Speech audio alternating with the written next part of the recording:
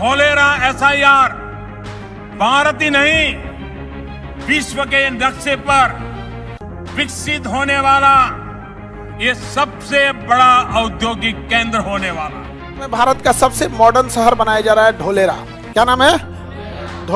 Dholera smart city project एक भारत की पहली स्मार्ट सिटी धोलेरा की। धोलेरा SIR की पहली ग्रीनफील्ड स्मार्ट सिटी धोलेरा की। धोलेरा में भारत की पहली स्मार्ट इंडस्ट्रियल सिटी बन रही है। टाटा समूह धोलेरा में देश का पहला सेमीकंडक्टर फैब्रिकेशन प्लांट लगा रहा है। Tata Electronics has signed a deal with Taiwan's Power Chip Semiconductor Manufacturing Corporation to set up India's first chip manufacturing plant in Gujarat.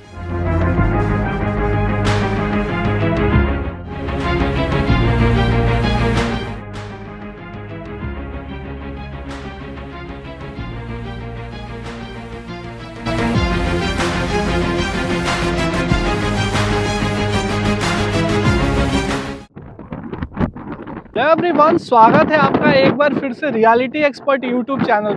और आज मैं जहां पे खड़ा हूं, मैं बहुत एक्साइटेड हूं फ्यूचर में इस जगह को लेके, क्योंकि ये इंडिया का सेकेंड लार्जेस्ट एयरपोर्ट है और इंडिया की पहली ग्रीनफील्ड स्मार्ट सिटी के अंदर मैं अभी खड़ा हूं। आने वाले टाइम में माना यह जाता है कि हमारी ये सिटी दुबई, सिंगापुर और शंघाई जैसे शहरों से कम्पीट करेगी। या फिर हम बात करें चाइना में एक बहुत फेमस इलेक्ट्रॉनिक सिटी है, नाम है शेंजन, हर किसी ने सुना होगा। तो कुछ ऐसा ही हमारा ये शहर डेवलप होगा। नो डाउट इंडिया में प्रोसेस थोड़ा स्लो है, थोड़ा वक्त लगेगा, बट आज ना कल for sure we will develop it like a Shenzhen of India. और आज शेंजन ऑफ इंडिया के बारे में बात करने के लिए मेरे साथ एक ऐसे शख्स हैं जिन्होंने दिल्ली NCR के अंदर इस शहर को बहुत ज़्यादा पॉपुलर किया है। 7000 के आसपास प्लॉट ये दिल्ली NCR से यहाँ पे लोगों को बेच चुके हैं, इन्वेस्टमेंट करवा चुके हैं। और मुझे नहीं लगता पूरे दिल्ली NCR में इनसे ज़्यादा किसी को धोलेरा SIR के बारे में नॉलेज होगी। He knows every single inch of Dholera smart city. So with me mister Lokesh Yadav sir, he is known as Dholera man in our NCR। तो सर स्वागत है रियलिटी एक्सपर्ट पे। Thank you Javed. आपके साथ आके पहली बार धोलेरा बहुत कुछ नया देखने को मिला जो मैं खुद से आके देख के समझ नहीं पाया था। तो अभी हम धोलेरा एयरपोर्ट पे खड़े हैं। धोलेरा एयरपोर्ट से हम स्टार्ट करते हैं, आगे सब चीजें आप बताना कि यहाँ पे हमारे व्यूवर्स के लिए इन्वेस्टमेंट ऑप्शंस क्या क्या हो सकते हैं, डेवलपमेंट क्या क्या आने वाली है। एंड सर हम बस स्टार्टिंग में लोगों को बता दें तो यहाँ पे धोलेरा में आज मिनिमम कितने से इन्वेस्टमेंट स्टार्ट है? मिनिमम अपने 10 लाख से इन्वेस्टमेंट स्टार्ट हो जाती है, और अगर हम डिसेंट साइज में जाएं तो 20-25 लाख रुपए के आसपास की है, बट 10 लाख से हमारे स्टार्ट है। तो लोकेश सर, जैसे अभी हम देख पा रहे हैं, अभी हम खड़े हैं धोलेरा इंटरनेशनल एयरपोर्ट पे। जी ठीक है, प्रोजेक्ट साइट है। हाँ जी, वराहा इंफ्रा लिमिटेड इसका कॉन्ट्रैक्टर है। हाँ, जिसको लैंड फिलिंग और ये पूरा काम मिला है। काफी टाइम पहले जब मैं आया था ऑलमोस्ट 1 साल पहले, तो यहाँ पे हर तरफ पानी भरा हुआ था, कुछ हुआ नहीं था। तो काफी कुछ हो चुका है। एंड इवन पीछे हम देखें तो कंस्ट्रक्शन का काम भी चल रहा है। वहाँ पे आप जूम करोगे तो अगर आप देख रहे हैं उधर टर्मिनल बिल्डिंग का काम भी शुरू हो रखा है। मैं रिक्वेस्ट करूंगा कि वो जूम करके दिखाएं, जो क्रेन लगी पड़ी है उसके आगे वो टर्मिनल बिल्डिंग, कार्गो की टर्मिनल बिल्डिंग का काम शुरू हो रखा है। अच्छा ठीक है। तो सर एयरपोर्ट के बारे में जैसे हम बात करें तो इसके साइज वगैरह के बारे में आप थोड़ा बताओगे कि तो ये लगभग 1550 हेक्टेयर के आसपास का है, और गुजरात का सबसे बड़ा एयरपोर्ट बन रहा है ये। 2 रनवे रहेंगे, एक 4 किलोमीटर का, एक 3.6 किलोमीटर का रनवे रहेगा ये। और इसको अगले साल दिसंबर 2026 में इसका रनवे टेस्टिंग, एयरक्राफ्ट की टेस्टिंग हो जाएगी। ठीक है। और 2027 तक ये आपका ऑपरेशनल हो जाएगा। ओके ठीक है। तो पहले फेज में कार्गो ऑपरेशनल होगा एंड सेकंड फेज में पैसेंजर ऑपरेशनल होगा। रनवे पे जो टेस्टिंग होनी है वो अगले महीने से स्टार्ट होनी है, जून जुलाई से? नहीं, ऐसा नहीं है। रनवे की टेस्टिंग है वो प्रॉपरली दिसंबर 2026 का डेडलाइन है, जहाँ पे ATC की, रनवे की ये सारी टेस्टिंग होगी। तो 2000 जैसे अभी आपने जेवर में भी देखा होगा, दिसंबर लास्ट ईयर हुआ था, तो उसी तरीके से फ्लाइट की लैंडिंग ये सारा दिसंबर 2026 पे होगी, और 2027 तक आते आते ये ऑपरेशन होगा। अच्छा ठीक है। हाँ। और आने वाले टाइम में ये अहमदाबाद का प्राइमरी एयरपोर्ट हो जाएगा, क्योंकि अहमदाबाद से जब चलने के बाद में लगभग 70 किलोमीटर चलने के बाद में हम यहाँ पे पहुंच जाते हैं, और टाइम आपका 1 घंटे से भी कम लगेगा, क्योंकि एक्सप्रेसवे क्या है।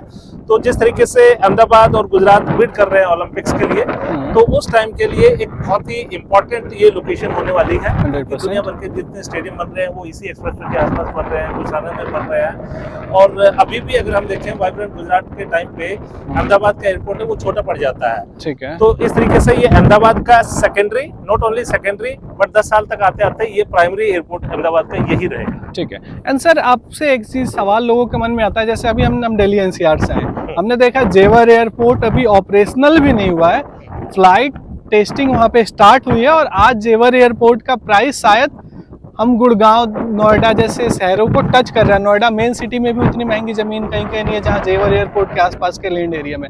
तो अचानक से जेवर एयरपोर्ट पे एयरपोर्ट आने की वजह से जेवर के पूरे रीजन में, नोएडा से लेके हम जेवर तक जाते हैं, इवन अलीगढ़ तक, प्रॉपर्टी के प्राइस लैंड के स्पेशली बहुत ज्यादा बढ़ गए। तो आपका क्या मानना है, अगर ये जिस दिन एयरपोर्ट ऑपरेशनल हो जाता है, आज से मान लो 1 साल, 1.5 साल, 2 साल बाद, तो कितना आप एप्रिसिएशन एक्सपेक्ट करते हैं? देखिए जावेद, क्या होता है कि एयरपोर्ट किसी भी सिटी का ना दूल्हा होता है। बिल्कुल। सबसे ज्यादा वैल्यूएबल लोकेशन एयरपोर्ट की होती है। अगर हम जैसे गुड़गांव में भी अगर देखें तो द्वारका एक्सप्रेसवे तो सेक्टर 82, 83 से शुरू हो जाता है। बिल्कुल। और 113 तक जा रखा है। हाँ जी। लेकिन सबसे जो महंगी जमीनें हैं वो 113, 112, 111 है और जैसे जैसे हम दूर होते जाते हैं वैसे वैसे जमीन के प्राइसेस कम होते जाते हैं। तो एयरपोर्ट के 10 किलोमीटर की विसिनिटी में आपको कहीं भी जमीन मिलती है, आपको ले लेनी चाहिए। और एयरपोर्ट जैसे ऑपरेशन होता है, जैसे अभी हम ब्रीज लोकेशन भी अगर पीछे देख के आए हैं, उसमें 8,000 का रेट आज चला हुआ है। तो एयरपोर्ट ऑपरेशन होने तक ये कम से कम 3 गुना होने की इसकी उम्मीद है। रीजन क्या है कि पहला आपको बूस्ट मिलेगा एक्सप्रेसवे के जब चालू होने पे, दूसरा बूस्ट मिलेगा जब एयरक्राफ्ट की यहाँ पे टेस्टिंग हो जाएगी उस पे, और तीसरा जब ये आपका एयरपोर्ट ऑपरेशनल हो जाएगा आपके कार्गो कम पैसेंजर के लिए, तो उस टाइम तक आते आते कम से कम 3 गुना प्राइस इसके लैंड के आसपास के 10 किलोमीटर के जो अच्छी कनेक्टिविटी के साथ में है, जैसे ब्रिज की लोकेशन की मैं बात कर रहा हूँ या एयरपोर्ट एनक्लेव की बात करें, तो अच्छी कनेक्टिविटी के जो प्राइसेस है कम से कम 3 गुना। अच्छा, और यहाँ पे पहला रनवे मैंने देखा, ड्रोन शॉट भी मैं डाल दूंगा ऑडियंस के लिए, बन चुका है ऑलमोस्ट। और एक और चीज देखी, जैसे हमने देखा धोलेरा के अंदर आर्टिफिशियल रिवर बनी है, तो क्या एयरपोर्ट के साथ भी लगती हुई एक आर्टिफिशियल रिवर बन रही है? आपको मैं मैप में दिखाऊंगा, यहाँ से ही जैसे हम बाहर निकलेंगे। अच्छा ठीक है। आपका एक ऑलरेडी बनी हो रखी है, उसमें पानी अभी नहीं है। हाँ, ये लगभग 6 किलोमीटर लंबी रहेगी। वीडियो हम लगा लेंगे। लगभग 6 किलोमीटर लंबी है और ये बिल्कुल यहाँ से स्टार्ट होके और अपना जो ब्रिज का बैक साइड है, अच्छा, एग्जैक्टली वहां तक आ रही है। तो इस तरीके की 6 अलग अलग रिवर्स हैं जो स्टॉर्म वाटर को कैरी करेंगी और यूज करेंगी। तो एक ऑलरेडी ऑपरेशनल अपने एक्टिवेशन एरिया में है टाटा के साइड में, बिल्कुल। दूसरी ये है जिसका स्ट्रक्चर तैयार हो गया, पानी अभी इसमें नहीं आया क्योंकि इसका पहले पक्के करने का काम करेंगे। तो यहाँ से लेके ब्रिज की लोकेशन के बैक साइड तक ये आर्टिफिशियल रिवर रहेगी। मतलब कि अगर कोई फ्लाइट लैंड करेगी तो एयरपोर्ट के साथ साथ एक बहुत ही प्यारा नदी देखने को बिल्कुल, जैसे अपने को अहमदाबाद में साबरमती रिवर फ्रंट दिखता है, उसी तरीके का रिवर फ्रंट यहाँ पे भी दिखेगा। ठीक है। एंड सर अभी हम चलते हैं एक्टिवेशन एरिया में भी, देखते हैं क्या क्या चीजें आई हैं। और यहाँ पे अभी लोगों को लग रहा है हम बाहर खड़े, क्योंकि अंदर हम अभी जा नहीं सकते जहाँ पे रनवेज वगैरह बन रहे हैं, बट अंदर रनवे बन चुका है और टेस्टिंग फ्लाइट कुछ टाइम में स्टार्ट हो जाएगी और अगले 1 से 2 साल में हम ये एयरपोर्ट ऑपरेशनल देखेंगे। और शायद ये इंडिया का दूसरा सबसे बड़ा एयरपोर्ट है, ये भी हाँ, इंडिया का दूसरा, जेवर के बाद में दूसरा बड़ा है, गुजरात का ये सबसे बड़ा एयरपोर्ट बन रहा है। ठीक है सर, बाकी हम आगे एक्टिवेशन एरिया भी कवर करते हैं ना, वीडियो में और चीजें देखते हैं।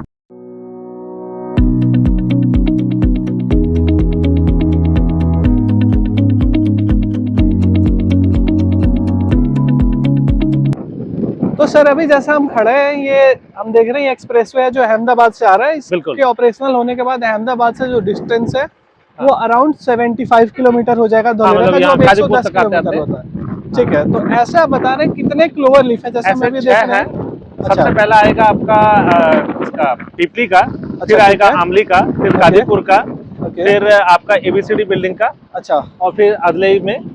तो इस तरीके से ये 5-6 मतलब डायमंड जंक्शन से जो आएंगे। अच्छा, मतलब पूरे एक्सप्रेसवे पे सिर्फ 6 क्लोवर लीफ है, 6 जगह एंट्री एग्जिट है जी।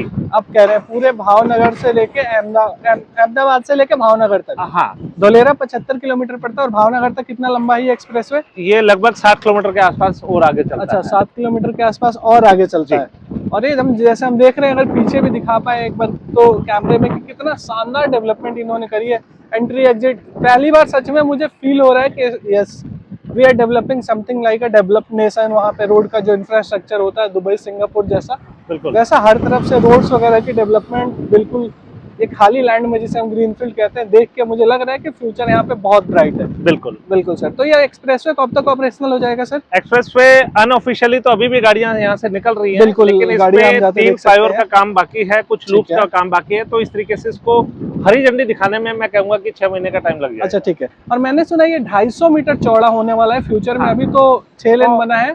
आप दिखाऊं मैं आदित्य को, तो ये जो फैब्रिकेटेड दीवार दिख रही है, अच्छा, ये तो this आगे one। भी वो फैब्रिकेटेड दीवार दिख रही है। ओके। ये सारा का सारा फ्यूचर एक्सपेंशन के लिए रिजर्व रखा है। इसी तरीके की फैब्रिकेटेड दीवारें उधर भी है। Got it. तो आज की तारीख में ये भले ही 6 लेन है, अच्छा। लेकिन इसको फ्यूचर एक्सपेंड किया सकता है 12+12 24 लेन का इसको। मतलब इंडिया का सबसे चौड़ा एक्सप्रेसवे 250 मीटर वाइड, और इसी के बीच में हमने गैप देखा, वीडियो में लगा दूंगा, जिसके अंदर मेट्रो आनी है, मेट्रो के जंक्शन आने हैं। राइट। तो जहाँ जहाँ पे एक लोअर लिफ्ट है वहाँ पे स्टॉप्स भी होंगे, आई थिंक बने हैं, जैसे 6 लोअर लिफ्ट, वहाँ पे मेट्रो के स्टेशंस भी होंगे, जैसे हमने मेट्रो देखा के स्टेशन PP भी पे रहेंगे, जहाँ पे हमारा ब्रिज रेसिडेंसी प्रोजेक्ट जो हम बेच रहे हैं, तो वहाँ पे भी मेट्रो आएगा, यानी वहाँ पे भी 1 से 1.5 आपका किलोमीटर पिपली डायमंड जंक्शन पे मेट्रो आएगा, तो अपने वहाँ से लगभग 1-1.5 किलोमीटर डिस्टेंस पे मेट्रो स्टेशन रहेगा। ओके सर, ठीक है सर। चलिए अब हम आगे चलते हैं। चलिए। बिल्कुल।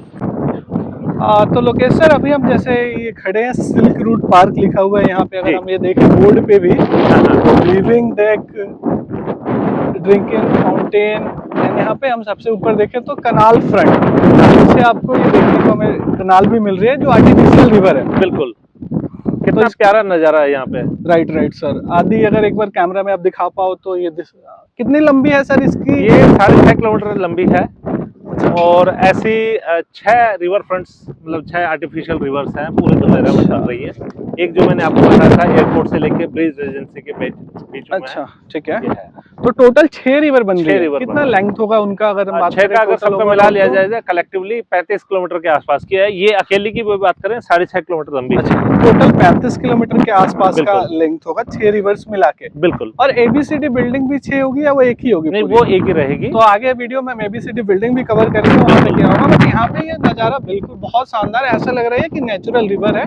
यहाँ पे ब्रिजेस वगैरह थोड़ा सा और शाम अगर मौसम ठंडा होता है उसके बाद में बहुत ही बेहतरीन मौसम हो जाता है यहाँ पे, बहुत ही बेहतरीन। और कितना मतलब मैं तो नज़ारे से बहुत ही खुश हूँ यहाँ से। हाँ जी। और एक और चीज हम देखते हैं सर, जैसे यहाँ पे हर पोल्स पे अगर देखो लाइट्स पे, लाइट के साथ तो ऊपर आदि आप दिखाओगे सेंसर लगा हुआ है। थोड़ा सा अगर जूम करो तो आप स्काडा सेंसर हम जिसे कहते हैं। हाँ, तो दैट इज स्काडा सेंसर, और उसके नीचे CCTV कैमरा लगा हुआ है। कैमराज हैं। तो स्काडा सेंसर किस यूज में आता है सर? बहुत सुना है हमने उसका कि यहाँ पे स्काडा सेंसर लगा हुआ हर जगह। तो बेसिकली ये जब आपके CCTV के जो फीड्स होते हैं उन फीड्स को इंटरप्रिटेशन करना कि स्पीड के हिसाब से, लेट्स से फॉर एग्जांपल ये आप फ्यूचर में यहाँ पे ट्रैफिक लाइट लग जाएगी। बिल्कुल ठीक है। तो ट्रैफिक इस साइड का अगर ज्यादा बढ़ रहा है तो यहाँ की ट्रैफिक लाइट ज्यादा देर के लिए ग्रीन रहे।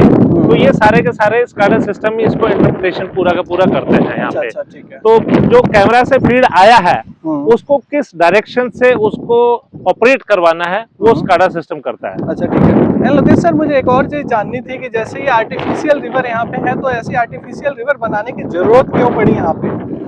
देखिए क्या है कि इस सिटी की ये इसका 2 पर्पज हो रखा है। ठीक है। जो प्राइमरी पर्पज है वो ये है कि इसमें जितना भी आपका स्टॉर्म वाटर का पानी आए वो सारा का सारा यहाँ पे स्टोर रहे। स्टोर होने के बाद में फ्यूचर में इसको यूज भी किया जाए।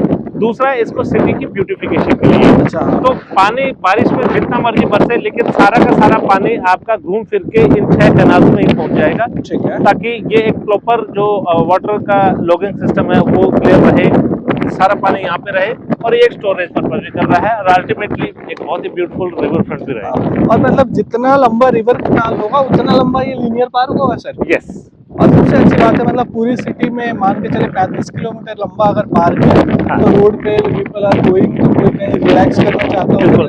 आप देखो यहाँ पे सिटिंग पूरा स्पेस कर रखा है, ग्रीन एरिया पे ट्रीज लगे हैं। चलो कुछ टाइम बाद ये बड़े हो जाएंगे, वॉकवे, ये पूरा का पूरा आप यहाँ देखोगे पेड़ पे दोनों साइड में पेड़ काफी ज्यादा रहेंगे, तो ये शेडेड वॉकवे रहेगा। और ये पूरा आपका साइकिल ट्रैक रहेगा, जो ये पिंक जो रेड ब्रिक का दिख रहा है अच्छा। ये साइकिल ट्रैक है, ये शेडेड वॉकवे रहेगा। ओके, तो जैसा इस हम ये तरीके देख पा रहे हैं, का आगे दिखा आपको रहे हैं, दिस रहेगा। Is the cycle track. ये साइकिल ट्रैक है। ओके, एक्चुअली तो इसी तरीके के रिवर फ्रंट पे पूरे के 6.5 किलोमीटर की तरह ये आपका साइकिल ट्रैक चलेगा। अच्छा, अभी 6.5 किलोमीटर है, लेकिन फ्यूचर में 35 किलोमीटर होगा, तो पूरा 35 पूरा। किलोमीटर का साइकिल ट्रैक होगा। हाँ। तो आई ये थिंक पूरे सिटी में, इवन अब ये रिवर फ्रंट नहीं भी है ना, तब भी रोड्स के साइड में आपको हर पूरे एरिया में इस तरह के साइकिल ट्रैक के लिए जगह मिलेगी, भले अच्छा, रिवर ठीक है। फ्रंट है या नहीं है।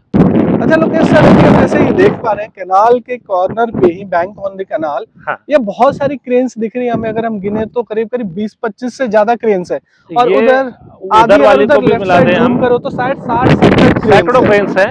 हाँ जी, मतलब 100 के आसपास क्रेन्स तो हमें बिल्कुल। दिख रही है। हाँ जी। तो जो मुझे पता है, आपसे भी बात करते हैं इसके बारे में, कि ये जो क्रेन्स लगी हुई है और ये जो फैक्ट्री बन रही है या जो इंडस्ट्री लग रही है, वो हिंदुस्तान के इतिहास को बदलने वाली है। हमारे देश के इतिहास में एक नया चैप्टर ऐड ऑन होने वाला बिल्कुल। है। जैसा हम सब जानते हैं कि सेमीकंडक्टर अगला परमाणु हथियार है। हम कहते हैं न्यू वॉर जो होगा, नया वर्ल्ड वॉर, वो सेमीकंडक्टर के ऊपर ही होगा। Like China and Taiwan is the biggest semiconductor manufacturer. US को सपोर्ट, ताइवान को सपोर्ट इसीलिए करता है बिकॉज ताइवान से वो सेमीकंडक्टर एक्सपोर्ट करते हैं। पीएसएमसी एंड टीएसएमसी 2 कंपनियां हैं। राइट। तो यहाँ पे हिंदुस्तान की पहली सेमीकंडक्टर प्लांट लग रही है, राइट? एग्जैक्टली। सो ये जो आप पीछे जमीन देख रहे हैं, जहाँ पे दुनिया भर की क्रेन्स लगी हुई है, और इसके सामने ये वाली भी जमीन देखें हम, तो ये टाटा का सेमीकंडक्टर का फैब्रिकेशन यूनिट लग रहा है। भारत में ये पहली बार होगा जहाँ पे टाटा सेमीकंडक्टर का फैब्रिकेशन यूनिट लग रहा होगा, और वो भी धोलेरा में। बिल्कुल। और वो भी भारत की जो सबसे बड़ी रिलायबल बिजनेस हाउस है टाटा, वो लगा रहा है। और ये इन्वेस्टमेंट जावेद कोई छोटी मोटी इन्वेस्टमेंट नहीं है, 91,000 करोड़ रुपए का इन्वेस्टमेंट टाटा कर रही है। और क्योंकि सेमिकॉन पॉलिसी ये कहती है कि हम 50% की रिबेट दे रहे हैं, तो ऑल टुगेदर ये लगभग 2 लाख करोड़ रुपए का इन्वेस्टमेंट हो रहा है। और जो सेमीकंडक्टर चिप जैसी इंपॉर्टेंट कंपोनेंट है, जिसमें मेजरली अभी चाइना एंड ताइवान भी डोमिनेट कर रहे हैं मैन्युफैक्चरिंग में, 100%। ये धोलेरा वो जगह रहेगी जो आप अपने पीछे देख रहे हैं, जो चाइना एंड ताइवान को टक्कर देगी इस चीज के, और हमारा भारत का एक नाम रहेगा सेमीकंडक्टर इंडस्ट्री में। और टाटा को जो कंपनी यहाँ पे सपोर्ट कर रही है वो भी ताइवान की कंपनी Right. है, PSMC, yes, power chip semiconductor manufacturing corporation, right sir? Right.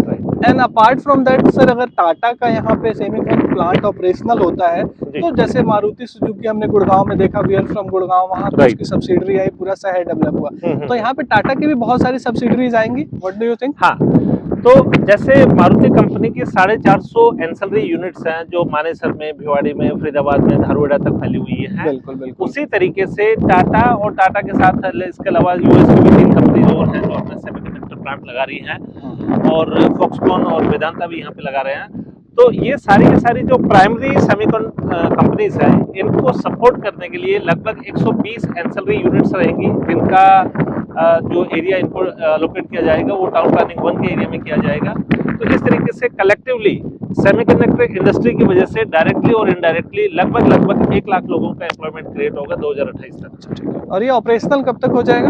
ये गवर्नमेंट ने जब टाटा ने लास्ट ईयर 13 मार्च को 2024 को इसको भूमि पूजन किया था, तो गवर्नमेंट को इन्होंने प्रॉमिस किया था कि 3 साल में, मतलब मार्च 2027 तक इसको ऑपरेशन कर देंगे। अभी भी 4000 इंजीनियर्स हैं जो टाटा ने वहाँ पे ट्रेनिंग के लिए भेजे हुए हैं, नजर डाले तो 2027-28 तक ये आपका ऑपरेशन हो जाएगा।